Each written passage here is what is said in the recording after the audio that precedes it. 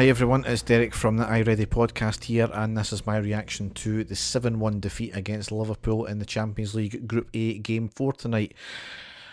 Embarrassing in the end, absolutely embarrassing, and I'm not going to cover the game in great detail because we all seen it and we all know what happened, but a complete capitulation in the second half, and unfortunately I do not see how Gio can survive this one, to be honest. I really don't want that to be the case, but regardless of the opposition, you cannot perform as a team like that and survive, I don't think. I'll be amazed if he does, to be honest, because there's one of two things that's happening there, is that he's deliberately set up that way in the second half despite taking the game to Liverpool and dominating for a good part of it, and he's changed the system and it's completely backfired, or the players are going out completely off script and they're not playing for him and they're not doing what they're told. Now, we did get rumours about a bunch of these players who have largely been here for a few years now that weren't doing what they were told under Gerrard. Who knows what's going on, because that in second half was just an absolute embarrassment.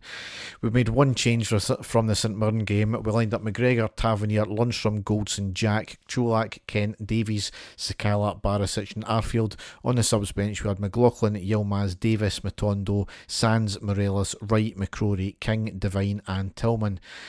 Now, a good attacking team we felt, and we were certainly lining up to take it to them, which we duly done, because the first half was an absolutely fantastic performance, very positive, taking the game to Liverpool. That said, Liverpool for large parts were quite happy for us to have the ball, but we, I would say, on the whole, were the slightly better team in the half, and we got our just desserts on the 17th minute with a great goal from Arfield, forcing Liverpool into a mistake in defence, getting the ball up there, some great touches between Cholak and Jack, who squares it to Arfield, finds a gap between the two defenders, hits a great shot into the back of the net, and it was fantastic. Really, really good goal, and no more than we deserved at that point.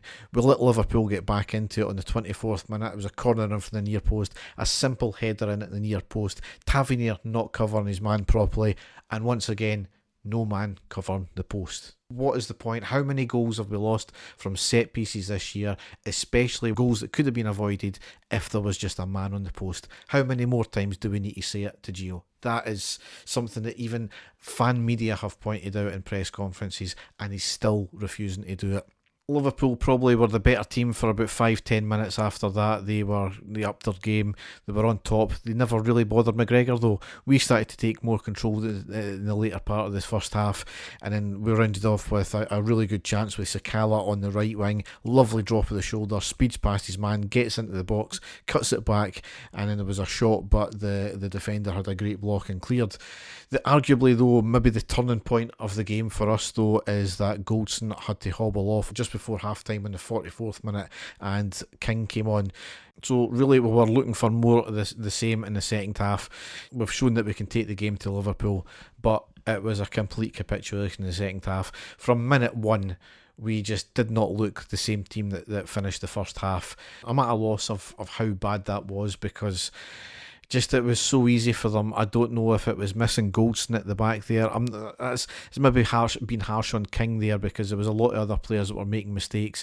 6 goals that, maybe a couple of them were from great play from Liverpool, but most of them were just so easy cutting through us. Far too many players not at the races in the second half. They just seemed to completely switch off. Most of the goals for Liverpool did come from basically us passing right to them. Several players in that team in the second half were completely anonymous. Didn't help as well with Jack having to go off in the 58th minute when it was 2-1. He went off injured, and just as he was getting taken off, we seen a shot of Goldson standing on the touchline with crutches, so that's not a good look certainly either.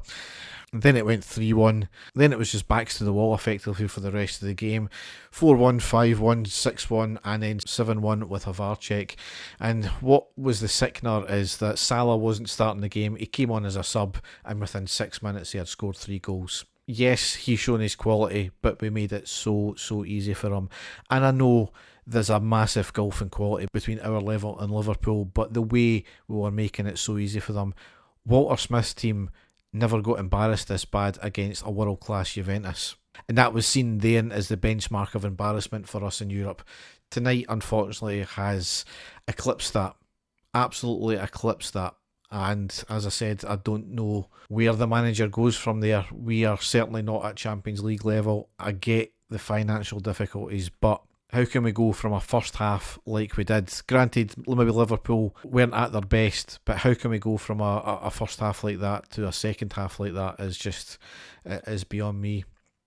We need to pick ourselves back up though, and whatever guys the team or management is, because we've got another important game on the weekend. That's on Sunday. It's a 12 o'clock kickoff against Motherwell, so all to play for there. So I'll be back with a post-match after that game. It will be later on Sunday though. Dave and I will not be back with a main podcast for a few weeks yet because he's away on holiday as per usual. But as ever, thanks for listening and goodbye.